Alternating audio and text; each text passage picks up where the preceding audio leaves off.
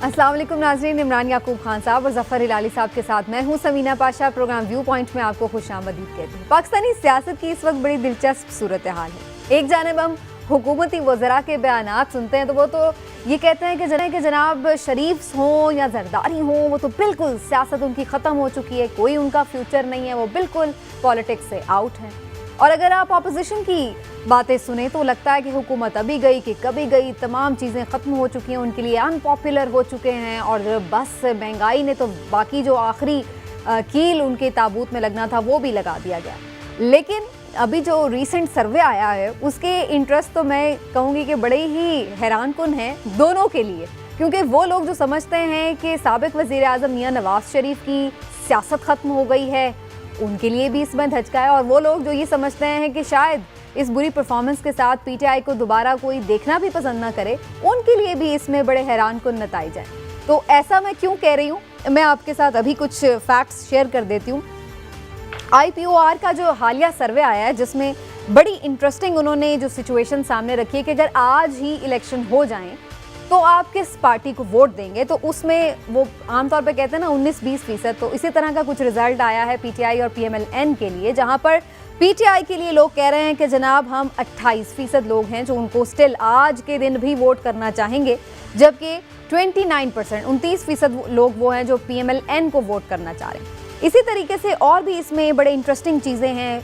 वो लोग जिन्होंने पहले 2018 में पीटीआई को वोट किया था उनकी जो तादाद निकली थी इस सर्वे में वो 44% थी, और जब उन्हीं लोगों से ये सवाल किया गया कि क्या आप 2023 में पीटीआई को वोट करेंगे, तो उसमें से स्टिल 40% चाहते हैं कि वो 2023 में भी पीटीआई को वोट करें। तो ये मेरे लिए तो बड़ी हैरानकुन और इंटरेस्टिंग सर्वे है। अगरचे इसका सैम्पल साइज़ हम देखें तो एक मुनासिब सा सैम्पल साइज़ है, बहुत कोई बड़ा सैम्पल साइज़ नहीं है लेकिन बहुत छोटा भी नहीं। 3,500 से कुछ लोगों से ज़्यादा सर्वे ये किया गया जिसमें ख़वातीन भी हैं और मर्द भी। क्या इन सर्वेज़ की बुनियाद पर हम ये जज कर सकते हैं कि पीटीआई को जितना अपोजिशन समझ रही है कि वो गैर मकबूल हो चुकी है वैसा नहीं है? और इसी तरह पाकिस्तान तहरीक इंसाफ भी जिस खुशगुमानी में मुब्तला है, क्या उनकी भी खुशगुमानी अपोजिशन से मुतल्लिक दूर हो रही है या नहीं?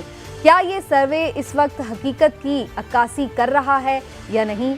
ये भी सवाल सामने रखेंगे अपने पैनलिस्ट के, और साथ ही साथ ये भी जानने की कोशिश करेंगे कि अगले इलेक्शन तक क्या कोई टर्नओवर हो जाए, फिर सिचुएशन ऐसे ही रिफ्लेक्ट होगी।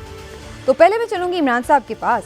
इमरान साहब, पहले इसी पर बात कर लेते हैं। आज अगर इलेक्शन हो तो लोग कहते हैं जी 28% लोग इस महंगाई के बावजूद भी कहते हैं कि हम करेंगे वोट पीटीआई को। ये उनके लिए परेशान कौन है कि उनकी मकबूलियत कम हो रही है या हौसला अफजा है कि नहीं स्टिल लोग इतनी बड़ी तादाद में चाहते हैं वोट करना? बिस्मिल्लाहिर्रहमानिर्रहीम। देखिए, मेरे नज़दीक तो ये उनके लिए परेशान कुन है। अच्छा। उसकी बुनियादी वजह ये है, इसलिए परेशान कुन है कि जो नारे दावे लेके आए थे वज़ीर आज़म इमरान खान साहब, तो आज अगर उन्होंने वाकई परफॉर्म किया होता तो उनकी कारकर्दगी ऐसी होती जिससे अवाम आज 28% नहीं बल्कि 38% अवाम ये कहती कि जनाब हम तो उनको वोट करेंगे।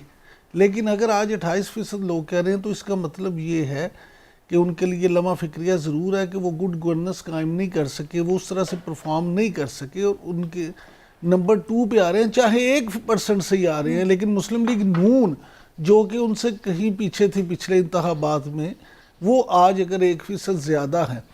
मेरे नज़दीक ये जो सर्वे है ना, ये इसकी सबसे अहम बात जो है वो ये है कि ये अभी सर्वे इस मफरूज़े की बुनियाद पर हुआ है कि अगर कबल अज़ वक्त इंतखाबात हो जाते हैं तो मैं आपसे अर्ज़ करूँ, being a follower of politics, मैं ये समझता हूँ कि अगर कबल अज़ वक्त इंतखाबात अनाउंस हो गए तो फिर इस सर्वे का मार्जिन आप देखेंगे बहुत बदल जाएगा। अच्छा।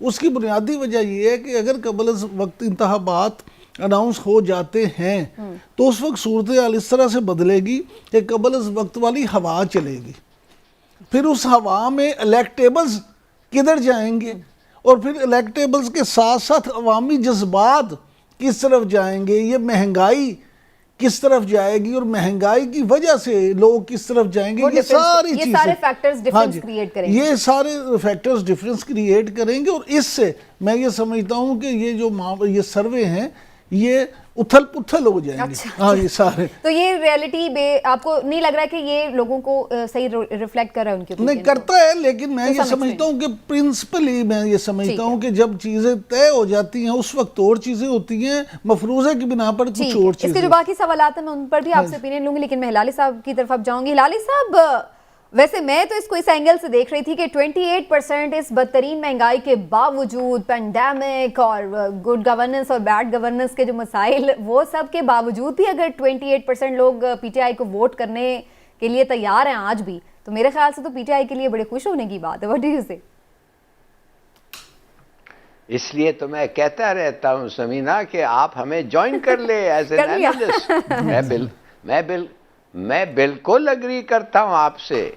और ये जो हमारे इमरान याकूब ने पता नहीं किस किस्म का एक्सप्लेनेशन दिया है कि अगर नहीं होता ये वो, देखिए सीधी बात ये है कि इनको बड़ा खुश होना चाहिए। कोविड है, बिल्कुल जैसे आपने कहा, महंगाई है जैसे आपने कहा, बुजदार है जैसे मैं कह रहा हूं, और गलतियां हो रही हैं जैसे मैं कह रहा हूं, प्रोपेगेंडा है जैसे मैं कह रहा हूं, और फिर भी 1% पीछे। और इनको अभी तक पता नहीं है कि पीपीपी भी शायद नियाजी के साथ खड़ा हो जाए। इनको अच्छा। ये भी नहीं पता है और जो हैं जिनके पास ये तो दूर वोट्स की हैं कौड़ी लाए वो हैं किसके लाली साथ साहब। खड़े हो जाए। अच्छा, समझ अच्छा, गया? इंटरेस्टिंग। अच्छा, मगर मैं आप एक और जगह दे जाना चाहता हूं आपको। ये तो 1% है। मैं कहता हूं पंजाब पे आ जाए। पंजाब में कितना है लीड नून का?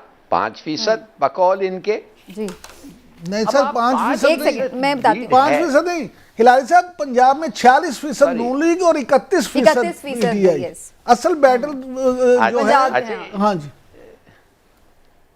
अच्छा ये अच्छा, पहली बात तो इनके बारे में, ये जो कमीशन है, ये जो लोगों ने ये कैरी आउट किया है, इनका आप कोई न्यूट्रलिटी पे कुछ आप जानते हैं कितना ये न्यूट्रल हैं समीना? इनका बैकग्राउंड, ये जो ग्रुप है इनका बैकग्राउंड क्या है? शेयर मुझे नहीं पता। दूसरी बात, if elections are held today, है ना, आज अगर इलेक्शंस हो तो आपको और मुझे पता है कि गवर्नमेंट को कोई पागल कुत्ता ने नहीं काटा है कि कोविड पैंडेमिक के दरमियान और रिकॉर्ड महंगाई के दरमियान, और जैसे मैंने और भी आपको ये बताया है, उनके दरमियान एक इलेक्शन आज वो होल्ड करें। That is not possible. तो इन दैट सेंस इसको हटा दें। ये तो elections in the present circumstances कभी नहीं हो सकते, और if elections were held today, this is really ये मुनासिब नहीं है। मैं आपको बताता हूं 31% और 46%। जी सर। दो फैक्टर्स हैं जो आप कंसिडर करें। Number 1, expat vote. ये जब एक्सपेट्रिएट का वोट होगा पंजाब में, इसका क्या इंपैक्ट होगा आप बताएं? ये है 5% नेशनल टोटल का।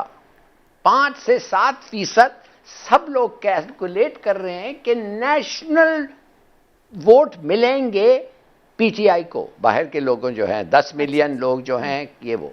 दूसरी बात कि आप मुझे बताएं कि ईवीएम्स आ रहे हैं।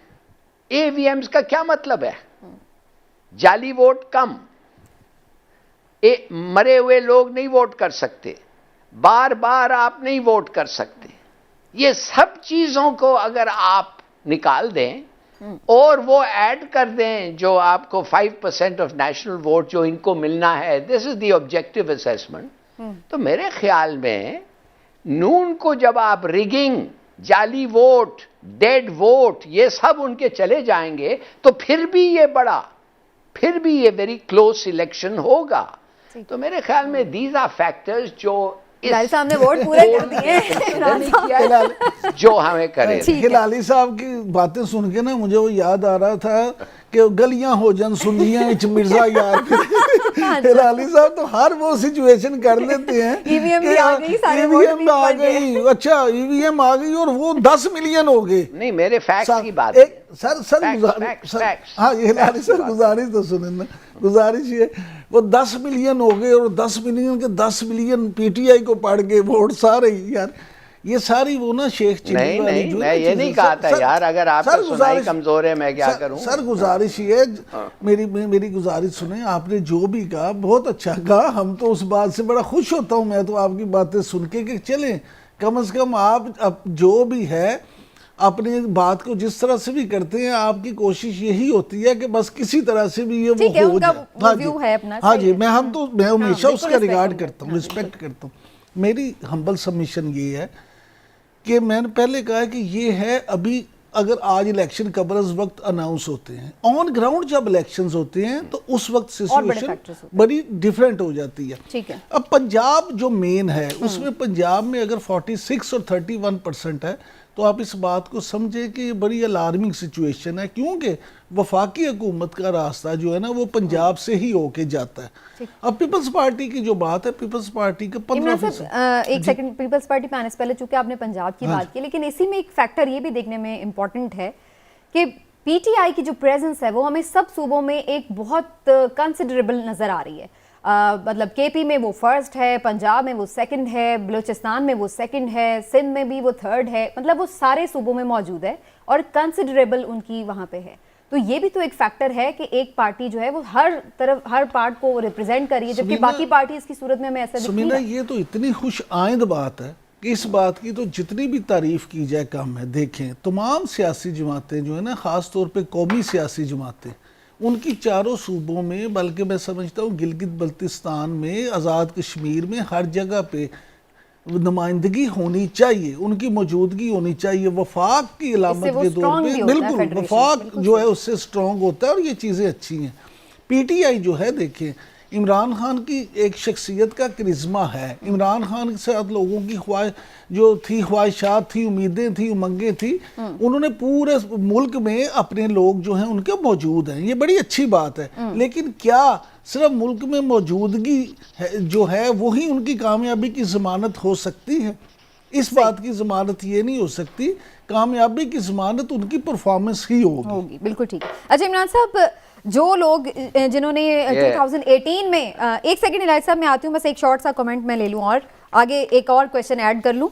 44% जिन्होंने पीटीआई को वोट दिया था 2018 में, उनमें से 40% स्टिल कहते हैं कि वो पीटीआई को वोट करेंगे। दैट मीन्स कि पीटीआई का जो वोटर है, हम ये समझे इस बात से कि वो इंटैक्ट है उनके साथ। देखिए पीटीआई का जो वोटर है वो इंटैक्ट है किस तरह से? इस तरह से कि वही लोग जो अभी तक ये समझते हैं कि इमरान खान वाकई ही कोई मामला को हल कर लेंगे। लेकिन ये जो कम हुए हैं, आप ये बात सोचें कि इनके अपना वोटर भी कम हुआ है। जो वोटर कम हुआ है वो इसलिए कि वो समझते हैं कि ये उस तरह से परफॉर्म नहीं कर पाए। अगर अगले ये बाकी 1.5 साल या पौने 2 साल में भी ये तो परफॉर्म 4% से भी कम हो तो सकता ये है। उससे भी और कम जी लाली साहब, आपका क्या इस पे पॉइंट ऑफ व्यू है? पीटीआई बाकी सूबों में भी एग्जिस्ट कर रही है, प्लस जो उनके वोटर हैं वो इंटैक्ट है उनके साथ। पहली बात तो यह है कि आप समझ जाएं, ये पाकिस्तान के लिए बहुत जरूरी है कि पंजाब पाकिस्तान नहीं है। पंजाब और 4 और सूबे पाकिस्तान है, नंबर 1। और जो पार्टी सिर्फ पंजाब में जीत सकता है इलेक्शंस, उसका मतलब ये नहीं है कि वो पाकिस्तान में जीत सकता है इलेक्शन, नंबर 1। ठीक। दूसरी बात यह है, किधर है नून केपी में, किधर है नून सिंध में, किधर है वो जेपी गिलगित बल्तिस्तान में? या फॉर गॉड सेक, आप समझते हैं कि सिर्फ पंजाब के इलेक्शन जीत के आप पूरे पाकिस्तान पे एज अ नेशनल गवर्नमेंट आप रूल कर सकते हैं? बिल्कुल नहीं है। और लोगों को ये पता है, और जो पाकिस्तान को चाहते हैं उनको भी ये पता है। इसलिए वो वोट उनको करेंगे जब उनको पता है कि एक नेशनल पार्टी है। आखिर बेनजीर को क्यों वोट मिला? तो कहने की बात सिर्फ ये है मेरे ख्याल में कि प्लीज गेट इट स्ट्रेट। ये इस वक्त इन लोगों को 31-46% पंजाब में है। जैसे मैंने कहा था, कोविड, महंगाई, बुजदार, गैफ्स, प्रोपेगेंडा, गलत डिसीजंस। क्या ये 1.5 साल के बाद भी यही होगा? नो, क्यों होगा?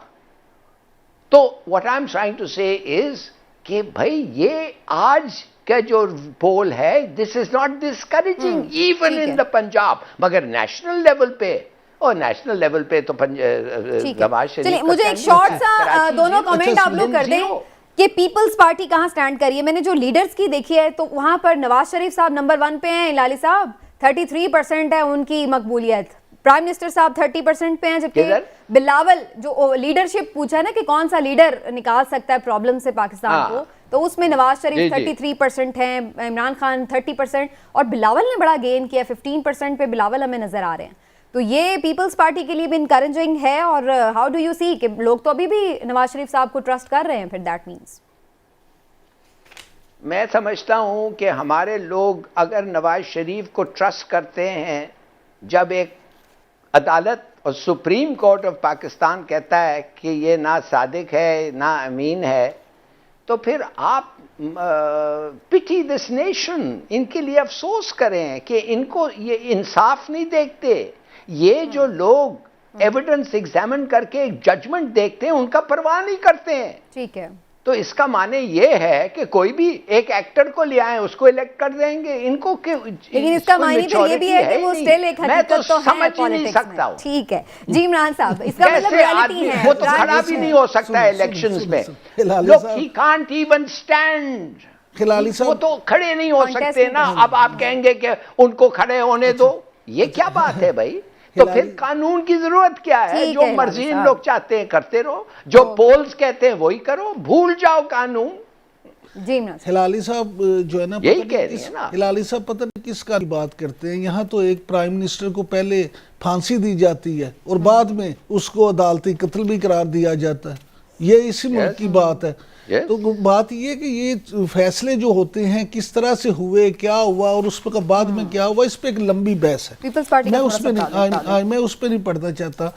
और बाकी जो एक बात मैं हिलाली साहब की कर दूं कि जो दूसरी बातें ना हिलाली साहब फरमा रहे थे कि दूसरे सूबों में, मेरा ख्याल है हिलाली साहब ना सियासत पे उस तरह से नज़र रखते नहीं। हिलाली साहब ये देखा करें कि जिस वक्त यहाँ पे इलेक्शंस होते हैं तो ये जो छोटे सूबे होते हैं ना, उनमें ख़ास तौर पे बलूचिस्तान, केपी या गिलगित बल्तिस्तान, या इसमें किस तरह से जो इलेक्टेबल्स होते हैं वो अपनी पार्टियां बदलते हैं। अभी आप देखें कि अगर उन्हें ये पता चलेगा कि मरकज़ में नून लीग की हुकूमत बन रही है या नून लीग जा रही है, तो देखेंगे धराधर ये वहाँ नून लीग में फर्क आ जाएगा। हाँ जी, उसमें फर्क आ जाता है। पीपल्स पार्टी की जो बात है, कोई शक नहीं इसमें कि बिलावल भुट्टो जरदारी ने जिस तरह से पार्टी में अब अपनी मूवमेंट शुरू की है और जिस तरह से उन्होंने माफ कीजिएगा कुछ इलेक्शंस लड़े हैं और अपने चाहे उसमें पैसे लगाए हैं चाहे कुछ भी किया है, लेकिन उन्होंने अपनी साख बहाल करने की कोशिश की है, अपनी कैंपेन बड़े अच्छे अंदाज में की है, तो उससे फ़र्क पड़ा है पीपल्स पार्टी की मकबूलियत में। लेकिन मैं ये नहीं समझता कि अभी वो उस सतह पे आ गए हों कि वो उन दोनों पार्टियों के लिए थ्रेट हो, खास तौर पे पंजाब में। जी सिंध में उनकी ये पोजीशन जरूर है कि वो अगली बार भी हुकूमत बनाने की पोजीशन में है। बिल्कुल ठीक है। चलिए जी, ये तो इस सर्वे से रिलेटेड बात हुई, लेकिन अच्छा हिलाली साहब कुछ रिस्पॉन्ड करें। जी हिलाली साहब प्लीज शॉर्ट। जी देखिए प्लीज एक चीज मैं आपको बता दूं, जुल्फ़िकार अली भुट्टो के सजा के बारे में हम लोग सब समझते हैं कि मौत उनको नहीं मिलना था, मगर हम कोई नहीं कहते हैं कि उन्होंने गिल्टी नहीं थे। हम कोई नहीं, सब लोग नहीं कहते हैं कि वो उस चार्ज के गिल्ट नहीं है। हम कहते हैं सजा ज्यादा, जरूरत से ज्यादा था, मगर इम्प्रिजनमेंट अगर वो जाते तो कोई इलेक्शन में नहीं खड़ा हो सकता था। तो सीधी बात करें, जुल्फ़िकार अली भुट्टो के सजा में जस्टिस वाज नॉट डन, इसलिए उसको सजाए मौत मिला था। और जनरली स्पीकिंग जब एक 5-4 डिवीजन होता है सुप्रीम कोर्ट में, वो डिवीजन कभी सजाए मौत की तरफ नहीं जाना चाहिए। उस हद तक it was wrong, but not that he was not involve. तो लेट्स गेट इट स्ट्रेट। और murder is a very serious charge. बिल्कुल तो ये कहना कि हमारे जज, ठीक है लाले साहब, जब हम कभी इस पर डिटेल में बात करेंगे तो फिर हम आपसे और भी हिस्ट्री के कुछ औराक सुनेंगे कि क्या कहती है हिस्ट्री इस बारे में। लेकिन अब थोड़ा सा हम आगे चलते हैं। और एक चीज जो बड़ी बार बार हमें नजर आती है कि घूम फिर के उसकी तरफ बात जाती है, खासतौर पर सोशल मीडिया पर बड़ा चर्चा रहता है, वो फिर से हम देख रहे हैं कि बड़ी कैंपेन चल रही होती है, जैसे बाकायदा एक वो ये है कि जनाब सदारती निज़ाम आ जाए तो सूरत हाल बेहतर हो जाएगी, सदारती निज़ाम आ जाना चाहिए या निज़ाम फेल हो चुका है।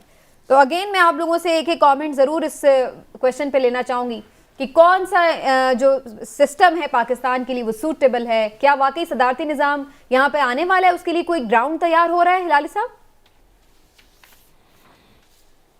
देखिए, हम सब समझते हैं कि सदारती निज़ाम अच्छा होगा, पता नहीं क्यों अगर सदारती निज़ाम में जो आदमी इलेक्ट होता है पागल है, गलत आदमी है। याहिया खान सदारती निज़ाम का सरबराह था, क्या वो अच्छा आदमी था? क्या सदारती निज़ाम हेल्प? नहीं। अगर वो अच्छा आदमी होता, सेंसिबल आदमी होता, तो कभी ये हालत नहीं होती जो हमारा हुआ था। तो ये कहना कि देखिए डिपेंड्स ऑन द पीपल, कौन है। अगर लायक आदमी है तो ये सिस्टम भी चल सकता है, लायक असेंबली है ये भी चल सकती है। मगर अगर सब दगाबाज, चोर, मनी लॉन्ड्रर्स और बाहर पैसे भगोड़े हैं तो कोई सिस्टम नहीं चल सकता, ये मेरा ख्याल है। ठीक है इमरान साहब, कोई ऐसी आपको लगता है कि कहीं ना कहीं कोई ऐसी खिचड़ी पक रही है कि कोशिश की जा रही है कि कोई सिस्टम को ही चेंज कर दिया जाए किसी स्पेसिफिक पर्सन के लिए? देखिए, मैं ये समझता हूँ कि कुछ लोगों की ख्वाहिश ज़रूर है कि इस सिस्टम को लपेट दिया जाए। मुझे आप ये बताएं कि क्या पाकिस्तान में पहले सदारती निज़ाम नहीं आजमाया जा चुका? पाकिस्तान में कौन सा ऐसा निज़ाम है जो यहाँ नहीं आजमाया जा सका? आपने सदारती निज़ाम भी देख लिया, आपने जमहूरी निज़ाम में ये वज़ीर आज़म भी बना के देख ले, आपने मार्शल लॉ भी लगा के देख लिया, यानी आपने हाइब्रिड सिस्टम भी देख लिया, आपने हर तरह से करके देख लिया। पता नहीं आपने कितनी और इसको तजर्बा का बनाना है। गुजारिश ये है कि हर दफ़ा आप देखें कुछ अर्से के बाद सदारती निज़ाम की बातें शुरू हो जाती हैं और उसके बाद क्या होता है, जब भी कोई हुकूमत कारकर्दगी ना दिखा सके या हुकूमत इस तरह की, जैसे अभी महंगाई है, इस तरह की चीज़ें हो तो कहते हैं निज़ाम ठीक नहीं, निज़ाम ही बदलते सदारती निज़ाम कर दें। हमें मसला ये समझना होगा कि मसला किसी निज़ाम की ख़राबी में नहीं है, मसला उस निज़ाम चलाने वालों में है, उनकी खराबी दूर होनी चाहिए। आप देखें, मामला ये समझ लें कि अगर लोग कोई डिलीवर नहीं कर पाए तो इसका मतलब ये थोड़ा कि निज़ाम नहीं डिलीवर कर पाया। ठीक है, अगर लोग अच्छे तरीके से अपने दिल में कोई खोट ना रखें, ईमानदारी से मुझे ये बताएं अपना काम करें, तो क्या जमहूरियत या ये पार्लिमानी निज़ाम उन्हें रोकता है ऐसा करने से? बिल्कुल नहीं। सदारती निज़ाम में आने के बाद क्या आप समझते हैं धांधली ख़त्म हो जाएगी? क्या उस वक्त ईवीएम की ज़रूरत नहीं रहेगी? क्या उस वक्त वोटों की खरीदो फरोख्त ख़त्म हो जाएगी? अगर वही सब कुछ होना है तो फिर ये हो या वो फ़र्क नहीं पड़ता, जब तक लोग, हाँ जी, उसको चलाने वाले ठीक नहीं होंगे, निज़ाम से खाली फर्क नहीं पड़ेगा। चलिए जी, हम देखते हैं बहरहाल कि कोई ना कोई इसके हक में कैंपेन रही होती है, कोई खिचड़ी पक रही होती है, तो हम भी इस पर बात कर लेते हैं। लेकिन अगेन बात वही है कि सिस्टम को सिर्फ बुरा कहने से फ़र्क नहीं पड़ेगा, तब्दीली लानी है तो फिर हम सबको अपने अंदर तब्दीली लानी पड़ेगी, लोग चेंज होने पड़ेंगे। एक ब्रेक लेते हैं नाज़रीन, ब्रेक से वापस आते हैं तो फिर कुछ बात करेंगे कोरोना के भी हवाले से, जहाँ पर हम कराची में देख रहे हैं कि शरह ख़तरनाक हद तक बढ़ गई है, लेकिन वहाँ पर जो अरेंजमेंट्स हैं क्या वो काफ़ी हैं या ना काफ़ी? तफसील से बात होगी ब्रेक के बाद।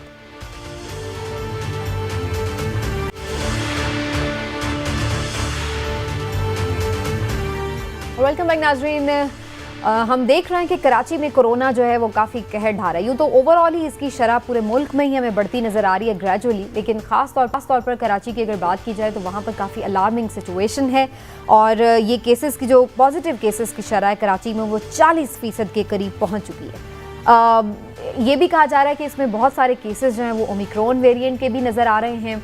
कल मुर्तज़ा वहाब साहब को मैंने सुना तो वो काफ़ी सेटिस्फाइड नज़र आ रहे थे अरेंजमेंट से, और उनका ये कहना था कि हम इसलिए ज़्यादा परेशान नहीं हैं क्योंकि स्प्रेड बहुत है, जो लोग हैं बहुत ज़्यादा तादाद में मुतासर हो रहे हैं, लेकिन क्रिटिकल पेशेंट नहीं हैं, हॉस्पिटलाइज नहीं हो रहे हैं इतनी बड़ी तादाद में, जिससे ये पता चल रहा है कि माइल्ड इन्फेक्शन ज़रूर लोगों में हो रहा है, लेकिन खुदा न खास्ता डेथ्स उस लेवल की नहीं हो रही, तो इसलिए अभी चीज़ें अंडर कंट्रोल हैं। इस सारी सूरत हाल के पेश नज़र कुछ पाबंदियाँ भी आयद की गई हैं। तालीमी इदारे तो अभी बंद नहीं किए गए, लेकिन सोशल गैदरिंग्स को थोड़ा सा रिस्ट्रिक्ट किया गया है। शादी ब्याह के खानों पर उन्होंने कहा जी आप बॉक्सेस में खाना दे दें ताकि वो आपस में मेलजोल कम हो। मार्केट्स में सिर्फ वैक्सीनेटेड लोग जा सकते हैं और वैक्सीनेशन पर मज़ीद जोर दे दिया गया है। सरकारी अफसरों को कहा गया कि जी आपकी तनख्वाह भी कटेगी वगैरह वगैरह। लेकिन क्या ये पाबंदियाँ काफ़ी हैं या ना काफ़ी हैं? और खुदा न खास्ता अभी तो हम ये देख रहे हैं कि लोग उस तरह से क्रिटिकल नहीं हैं, ये तो नहीं होगा कि आगे चल के सिचुएशन ख़राब हो सके। तो इससे मुतालिक हमें बात करना बड़ा ज़रूरी है और इस वक्त हमें आगा खान हॉस्पिटल के head of viral disease doctor Faisal Mahmood साहब ने स्पेशली इस सेगमेंट के लिए ज्वाइन किया है। डॉक्टर फैसल साहब को मैं खुशामदीद कहती हूँ शो में, और मैं आज उन्हीं से ही पहले इस मौजू पर करूँगी। डॉक्टर साहब, ये कराची में दोबारा से इतनी तेजी से फैलाव की वजह क्या नजर आ रही है? जी, वालेकुम सलाम। देखिए, फैलाव के बहुत सारे वजूहात हैं। एक तो ये कि ऑब्वियसली ओमिक्रॉन को पता है बहुत तेज़ से फैलता है, ये इस वायरस की खासियत ही ये है। मैं इसके साथ साथ ये भी है कि पिछले दिनों या दिसंबर के आखिर में शादियाँ, तकरीबात वगैरह बहुत हुई हैं, और उसके साथ साथ एसओपी भी काफ़ी कम है, बिकॉज ऑब्वियसली उसमें एसओपीज़ कम थे हमारे। तो ये तीनों चीज़ें, चारों चीज़ें मिल के ही ये एकदम से फैलना शुरू हुआ है ये वायरस। वैक्सीनेशन भी इसमें एक फैक्टर हो सकता है, क्योंकि ये बड़ी तनकीद हो रही है कि शायद सिंध में उस तरह से वैक्सीनेशन नहीं हुई है, या वैसे तो ओवरऑल भी अभी कंप्लीट नहीं है, लेकिन बहरहाल तो बिल्कुल वैक्सीनेशन भी इसका पार्ट बिल्कुल हो सकता है। कराची में वैक्सीनेशन तकरीबन 60 to 70% है, जो कि निस्बतन फिर भी कम है कंपैरेटिवली स्पीकिंग। और फिर पॉपुलेटेड सिटी। अच्छा डॉक्टर साहब, ये बताइएगा कि अमेरिका में, यूरोप में ये बहुत तेज़ी से फैल रहा है, बल्कि WHO की रिपोर्ट के मुताबिक तो मार्च तक जो है शायद वो यूरोप की निसफ से ज़्यादा आबादी जो है ओमिक्रॉन का शिकार हो चुकी होगी। तो लेकिन ये वहाँ भी लोग कहते हैं कि ये उतना ख़तरनाक नहीं है, बल्कि कुछ लोगों का ये कहना है कि ये शायद कुदरती एक खुदादाद आप इसको कह सकते हैं कि वैक्सीनेशन है, कि जिसकी वजह से आपकी एंटीबॉडी बन जाती है। ये उतना ख़तरनाक नहीं है, क्योंकि वायरस ये इंसान ने बनाया था, तो कुदरत ने उसके जवाब में ये एक वैक्सीनेशन कर दी। आप इस हवाले से क्या समझते हैं? इसमें दो चीज़ें, एक तो ये कि ये इंसानी बनाए वायरस नहीं है, तो ये है कुदरती वायरस, तो ऐसा नहीं है कि ये इंसान ने बनाया। दूसरी चीज़ ये कि ये ज़रूर है कि इसके अंदर हस्पताल के रुख जो है वो कम लोग करते हैं, मगर ये हरगिज़ ऐसा नहीं कि ये ख़तरनाक नहीं है, इससे लोग मरते नहीं हैं, बात नहीं होती। और तीसरी चीज़ ये कि जिनको ये वायरस होता है उसके ऐसा नहीं है कि बहुत ही हल्के फुल्के सिम्टम्स हों। हमने ऐसे देखा है कि लोगों को शदीद बुखार, बहुत शदीद गले में दर्द, जिस्म में दर्द, तो इसके अलामात बहुत हल्के फुल्के नहीं है। कुछ लोगों को बहुत ही शदीद बीमारी इससे भी होती है। सवाल ये कि क्या सिंध गवर्नमेंट जो है, इन्होंने कुछ लिए हैं मेजर्स, तो क्या वो काफ़ी हैं? वो तो कह रहे हैं कि इतनी परेशान कुन सूरत हाल नहीं है, क्योंकि ज़्यादा डेथ्स नहीं है, लोग क्रिटिकल पेशेंट नहीं है इसमें इतने।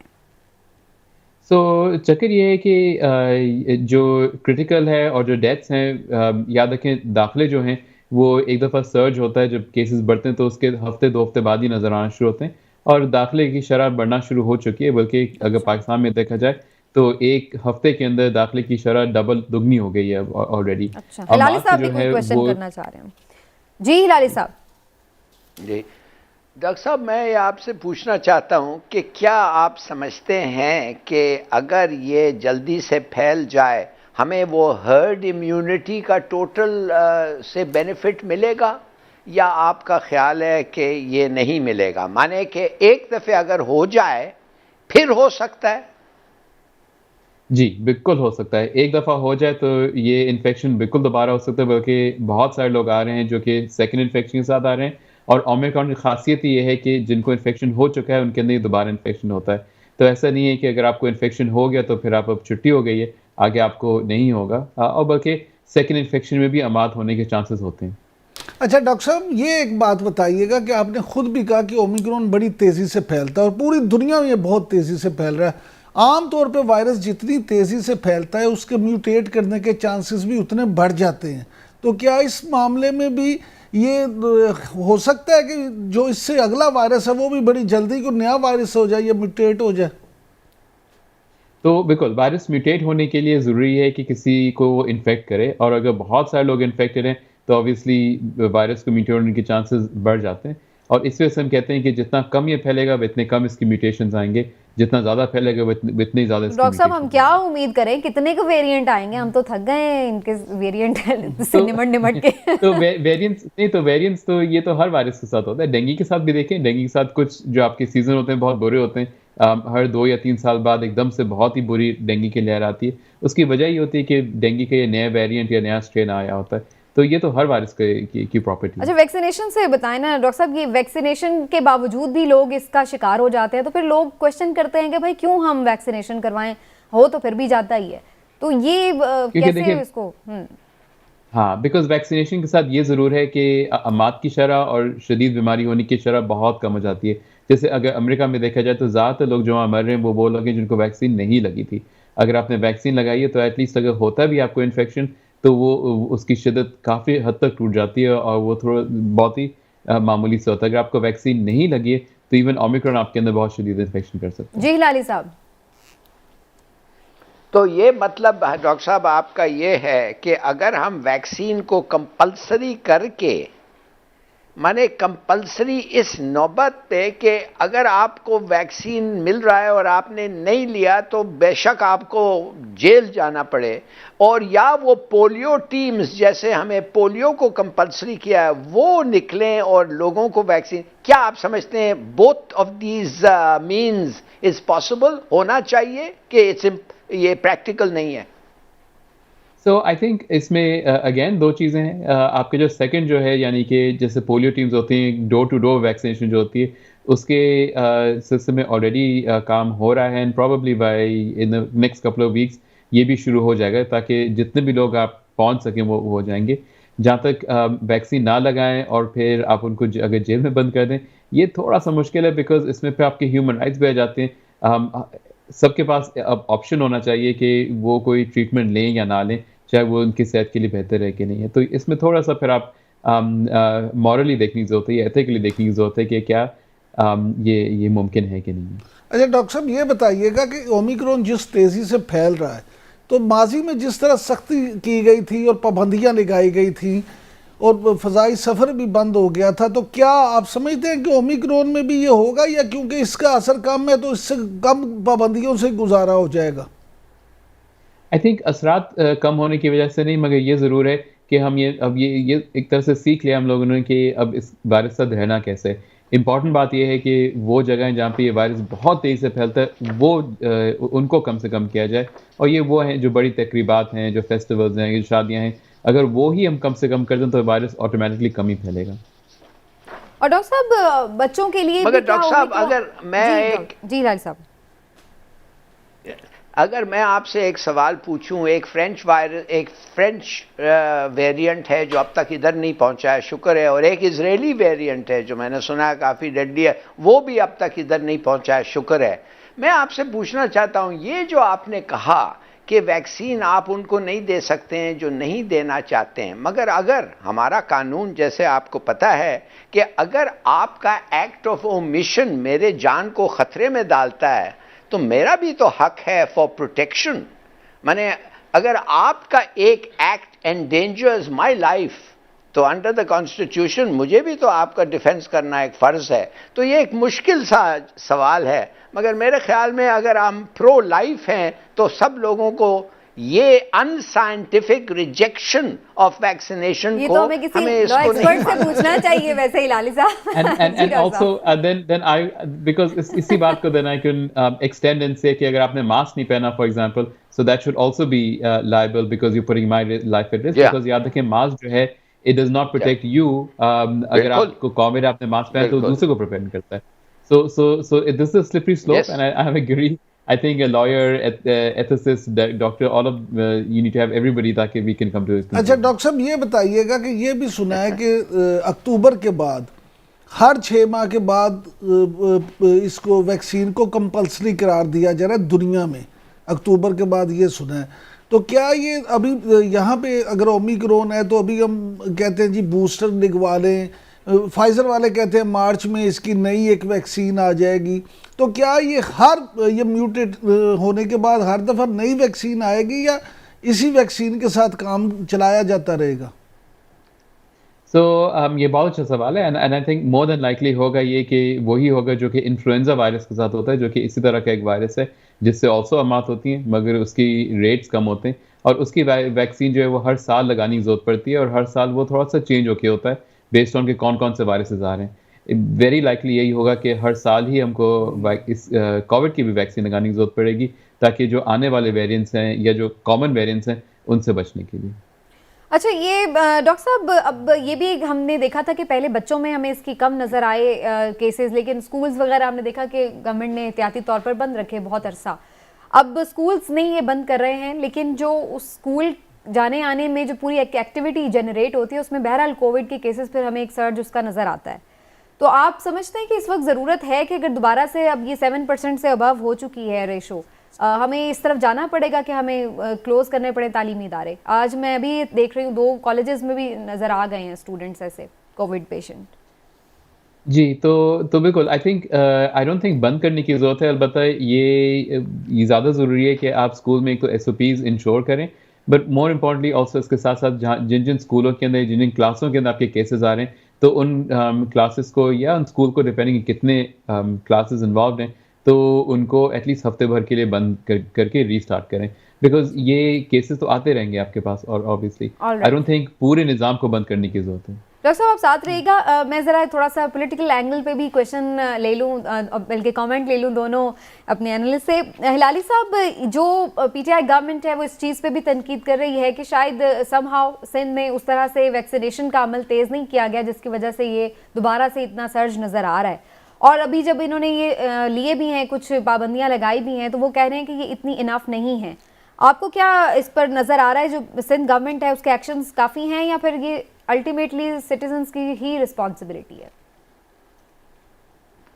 कमाल का सवाल है आपका। सिंध गवर्नमेंट ने एक्शन लिया है? कौन सा एक्शन लिया है भाई? मास्क तो कोई नहीं पहनता, रेस्टोरेंट्स खुले हैं, डिस्टेंसिंग कुछ नहीं हो रहा है, क्या बातें कर रहे हैं आप?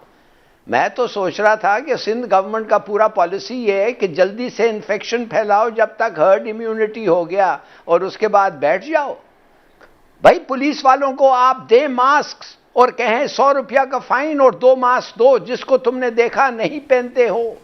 कभी नहीं होगा, नहीं करेंगे, ये परवाह नहीं है। Look, there is no concept of implementation of COVID rules in Sindh, है ही नहीं। हाँ, आप रेस्टोरेंट बंद कर सकते हैं, आप बंद कर दें शादी हॉल, रेस्टोरेंट, ये वो सब, मगर उसके लिए आपको एज ए पॉलिटिकल गवर्नमेंट आपको करेज चाहिए। और दूसरी बात यह है समीना, क्यों आप समझती हैं कि गवर्नमेंट एम्फसाइज कर रहा है अरे भाई कोई बात नहीं, अगर भी आपको लग जाए, ओमिक्रॉन जो है वो कोई इतना ज्यादा ये नहीं है, इसलिए कि बहाना चाहिए उनको नॉट टू क्लोज डाउन। अच्छा, मगर इतना अगर ये लीथल लगे दे विल हैव टू। अच्छा, इमरान साहब आपका क्या टेक है इसके ऊपर? देखिए जी, मैं तो सबसे पहले ये कहूँगा कि ये इंतहाई अफसोसनाक है। वफाकी हुकूमत हो या सूबाई हुकूमतें, ये सब इस पे पॉलिटिकली खेल रही हैं, सियासी इसको रंग दिया जा रहा है। मुझे ये बताएं कि इंसानी जान से ज़्यादा कीमती कोई चीज़ है? अगर आप बच जाएंगे तो फिर आप कुछ भी कर सकते हैं, लेकिन यहाँ देखिए, आप सिंध हुकूमत को छोड़ दें, क्या पंजाब में, जिस शहर में आप रह रही हैं, लाहौर में, वहाँ मुझे बताएं किसी चीज़ पे अमल हो रहा है? मैं इस्लामाबाद गया हूँ, मुझे वहाँ भी किसी 5 स्टार होटल में, किसी जगह पे, किसी शादी में, किसी दफ्तर में मुझे तो अमल नहीं होता नजर आया। यानी कि आप ये देखें कि प्राइवेट गैदरिंग्स मेरी गुजारिश, अभी भी बैंक्स में हम जाएं, अच्छा, या उस पे शॉप्स पे जाएं, मैं बच्चों को स्कूल लेने जाती हूँ, लेकिन मुझे मास्क के बगैर कहीं भी एंटर नहीं होने दिया जाता। कितनी जगह पे? मैं वही कह रही हूँ स्पेसिफिकली जो ये जगह है, पर्सनल गैदरिंग्स में चल रहा है। मैं आपको यही बात कह रहा हूँ। असल चीज ये है कि हर काम हम ये कह देते हैं कि हुकूमत पे डाल दो। हुकूमत पे हर काम नहीं डाला जा सकता, अवाम की, लोगों की अपनी भी जिम्मेदारी है। देखें, हमें अगर खुद ये एहसास हो कि हमने खुद भी बचना और दूसरों को बचाना है, अगर हम एक मास्क, हाँ जी, कुछ ना करें, एक मास्क ही ले लें और मास्क ही पहन लें, तो इससे हम कितनी बचत कर सकते हैं। लेकिन हम खुद भी गैर संजीदा होते हैं। मैं एक लास्ट कमेंट डॉक्टर साहब से ले लूँ विद थैंक्स, तो फिर हम ब्रेक की तरफ जाएंगे। डॉक्टर साहब, फिर अल्टीमेटली ये हमारी अपनी शहरियों की ही जिम्मेदारी है कि खुद को भी सेफ रखें और खुद को भी बचाएं, दूसरों को भी। ऑफ कोर्स, इसमें तो कोई शक नहीं है। I think I completely agree कि हुकूमत तो एक हद तक कर सकती है, मगर सबसे ज़रूरी चीज़ तो ये कि आप खुद क्या कर रहे हैं और ख़ुद क्या एहतियात करें। हमने ये भी देखा है कि जब लोगों से बोला जाए कि मास्क पहने तो वो नाराज़ होते हैं, वो कहते हैं मास्क क्यों पहने। तो ये हुकूमत तो एक ओवरऑल कर सकती है, मगर जो पर्सनल आपकी अपनी रिस्पॉन्सिबिलिटी है वो तो you can't go against. Right, thank you so much doctor Faisal Mahmood साहब, आपने आज हमें वक्त दिया। Thank you much. फिर इंशाल्लाह आपसे टाइम लेंगे किसी वक्त।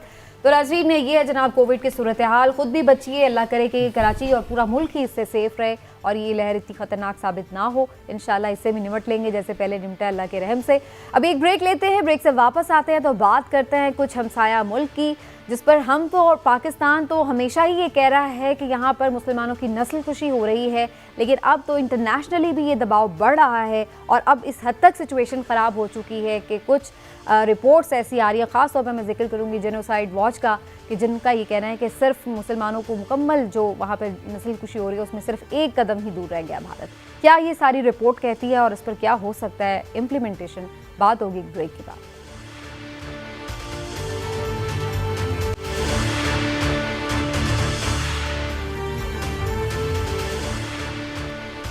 जेनोसाइड वॉच कहती है कि जनाब भारत ने मुसलमानों का मुकम्मल सफाया सिर्फ एक कदम दूर है और मोदी सरकार को इंतहाई तनकीद का निशाना बनाया गया है। हम तो हमेशा ही कहते थे, इंटरनेशनली भी हम देख रहे हैं कि ये चीज़ें अब ना सिर्फ ये कि निशानदेही हो रही है बल्कि प्रेशर भी बढ़ रहा है भारत के ऊपर। लेकिन क्या वाकई ये प्रेशर है या फिर इस पर मजीद प्रेशर बढ़ाने की ज़रूरत है, ये जानना बड़ा ज़रूरी है। हिलाली साहब की तरफ पहले जाऊँगी। हिलाली साहब, ये रिपोर्ट्स आना और भी किसी तंजीम की रिपोर्ट्स आना कितना इम्पोर्टेंट है ये और क्यों नहीं इसका कोई असर होता? देखिए, ये जो रिपोर्ट आया है ये आया है मिस्टर स्टॉकटन से और वो कांग्रेस को ब्रीफ कर रहा था, यूनाइटेड स्टेट्स कांग्रेस को। और इससे पहले वो खुद कहता है और लोग भी कहते हैं, कंफर्म किया है कि उसने ये किया था, प्रिडिक्ट किया था कि रुवांडा में जो हुतीज़ के ख़िलाफ़ होगा जेनोसाइड वो भी शुरू होगा और 4-5 साल में वो शुरू हो गया है। अब वो आदमी है जो इनके बारे में, इन चीज़ों के बारे में स्टडी करता है, जो रोहिंग्या के बारे में भी कुछ कहा था और सही निकला। वो कह रहा है बस एक दो कदम रह गए हैं, जेनोसाइड इंडिया में मुसलमानों के ख़िलाफ़ शुरू हो जाएगा। मैं हैरान होता हूँ जब मैं इंडियन एनालिस्ट के बस को सुनता हूँ और जब वो आखिर में कहते हैं बड़ी गलत बात है, पता नहीं क्यों मोदी साहब कुछ नहीं कर रहे हैं। ओए झूठे, तुम्हें पता है मोदी क्यों नहीं कर रहा है? मोदी खुद इसको चला रहा है। ये पूरा मूवमेंट जो है ये मोदी खुद इंस्पायर कर रहा है। उसने इस आदमी को वो मोमेंटम दे रहा है। उसके एजेंडे पे 2 चीज़ें हैं, जंग पाकिस्तान के खिलाफ और जेनोसाइड मुसलमानों के खिलाफ। और उसके जो आरएसएस साथी हैं वो तो खुला कहते हैं 2 लाख मुसलमानों को मारो, बाकी सब खुद हिंदू बन जाएंगे। उनकी कोई ज़रूरत नहीं है उनको छूने के लिए, बस 2 लाख को ख़त्म करो। देखिए, अब आप पूछिए दुनिया क्यों नहीं कुछ चीज़ कर रही है, और ख़ास तौर अमेरिका। भाई अमेरिका क्यों इतना चुप है? इसलिए कि अमेरिका चाहता है कि डिस्टेबलाइजेशन हो हमारे एशिया में, चाइना में, रूस में, सेंट्रल एशिया में, पाकिस्तान में। और अगर हिंदुस्तान ये कर सकता है और उनको फायदा होगा तो क्यों नहीं? Why else is Biden quiet? Imran साहब, ये बड़े इंपॉर्टेंट सवाल हैं कि दुनिया क्यों खामोश रहती है इसके ऊपर। वैसे तो वो बड़ी आलमी हुकूक की चैंपियन बनते रहते हैं ये सारे, लेकिन जब मुसलमानों की बात आती है तो हम उनका एक दोहरा मयार देखते हैं। देखिए, आलमी बरादरी का ये बड़ा अलमिया है, हमेशा से ये अलमिया रहा है कि जब भी कोई हिटलर या कोई नाजी या कोई इस तरह का दरिंदा बन रहा होता है, इन मेकिंग होता है, तो वो खामोश रहते हैं। लेकिन जब वो एक खूनखार दरिंदा बन जाता है तो उसके बाद उनको होश आती है कि हाय ये क्या हो गया। भाई बात ये है कि जब ये चीज़ें होने जा रही होती हैं, आपको लोग खबरदार कर रहे होते हैं। जैसे लाली साहब ने कहा कि ये प्रोफेसर साहब कोई आम आदमी नहीं है। इन्होंने 1999 में बता दिया था कि रविंडा में ये होगा, जो 1994 में फिर हो गया। अब वो ये कह रहे हैं कि ये एक कदम दूर है, इसमें अब होने वाला है, अब देखें हो क्या रहा है। उन्होंने एक और बात कही है जो बड़ी अहम है, वो कहते हैं कि आरएसएस जो है वो नफरत से बड़ी नाजी तर्ज की तंजीम है जो हिटलर को सराहती है और उसका मिशन ये है कि वो मुसलमानों को ख़त्म करना चाहती है। अब आरएसएस कौन है? मोदी कौन है? मोदी खुद आरएसएस है। बिल्कुल ठीक, ये उनमें कोई फ़र्क है ही नहीं। लिहाजा मोदी की सरपरस्ती में तो यह सारा काम हो रहा है, तो मोदी को क्यों नहीं पता?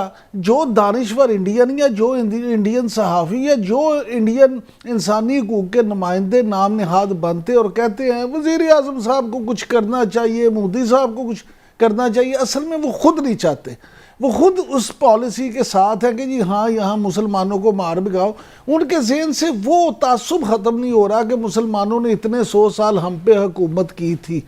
वो समझते हैं कि हिंदुस्तान जो है वो हिंदुओं का मुल्क है, वो हिंदुआता की तरफ ही वापस जाना चाहते हैं। वो कहते हैं मुसलमानों से उस चीज़ का बदला लेना है जो उन्होंने यहाँ हुकूमत की थी। लिहाजा ये सिचुएशन में बेहतरी नजर नहीं आ रही, कम से कम इनके होते हुए। मुझे कम से कम मोदी की हुकूमत में, बीजेपी की हुकूमत में तो मुझे कोई इम्प्रूवमेंट नजर नहीं आती। चलिए जनाब, देखते हैं आने वाले दिनों में क्या इस पर कोई एक्शन लिया जाता है या सूरत हाल खराब हो। आज के प्रोग्राम का वक्त हुआ, अपना फीडबैक जरूर दीजिएगा। इंशाल्लाह अगले हफ्ते आपसे मिलेंगे। अल्लाह हाफ़िज़।